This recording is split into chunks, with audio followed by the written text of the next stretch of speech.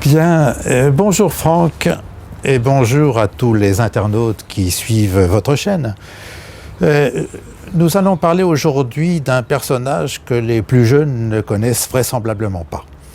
Je vais parler de Jacques d'Arès,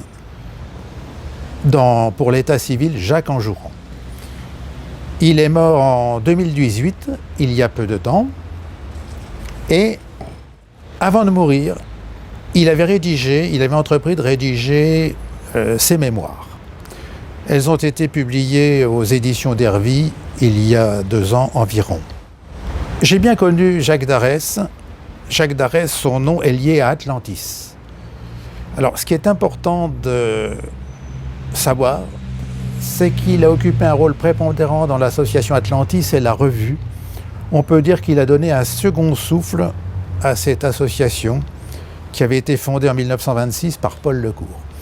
Alors, second souffle, on va le situer approximativement dans les années 70-80. En fait, il prend la direction d'Atlantis en 1960-1959, très exactement, et nous verrons dans quelles conditions.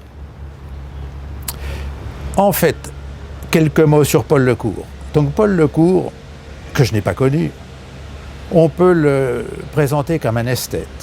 C'était un homme qui était passionné par l'art, qui était passionné par la Grèce antique, qui était musicien, était violoniste. Il dessinait également. Il a fait un certain nombre d'estampes, de crayons. Et comme beaucoup, il a été très marqué par la Première Guerre mondiale. 1918-1919, c'est la victoire pour la France, mais ça laisse un goût amer chez certains. Et dans ces années-là, il s'intéresse à ce que d'aucuns appellent la tradition. Et il va avoir une sorte d'intuition. C'est l'unité, certains diraient l'unité transcendante des religions et des traditions. Et il va postuler l'existence du continent perdu dont parle Platon, l'Atlantide. Alors Platon, comme je l'ai dit, Paul Lecourt était un helléniste, passionné par la Grèce antique. Et il a pris Platon au pied de la lettre, et il a situé l'Atlantide dans l'Atlantique, et il a dit que ça pouvait être l'explication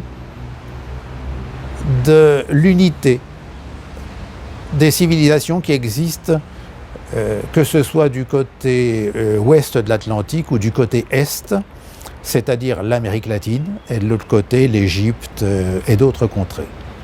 C'est un postulat, bien entendu. Et par contre, il a été rejoint par d'autres personnes qui s'intéressaient de très près à l'énigme archéologique de l'Atlantide, mais lui-même considérait que ce n'était pas prioritaire. Ce qu'il voulait, c'est à travers la recherche de l'unité primordiale, opérer un retour à la tradition. Alors il faut dire, et ça c'est beaucoup moins connu, que Paul Lecourt avait un mentor. Ce mentor s'appelait Pierre Dujol. Il a laissé quelques traces. Il est surtout connu comme libraire. Il avait repris une librairie à Paris qu'il a appelée la librairie du merveilleux. Il est très connu pour les notices très documentées qu'il publiait. C'est une référence.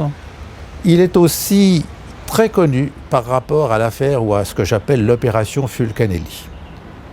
D'ailleurs, Paul Lecourt lui-même pensait que Fulcanelli, qui est un pseudonyme, derrière cette énigme, il fallait y voir Pierre Dujol. Alors je lui laisse la responsabilité de ce choix. Et Paul Lecourt, en 1925, à Paris, a l'habitude de se retrouver avec un certain nombre de personnes autour de ses thèmes favoris, et notamment du retour à la tradition.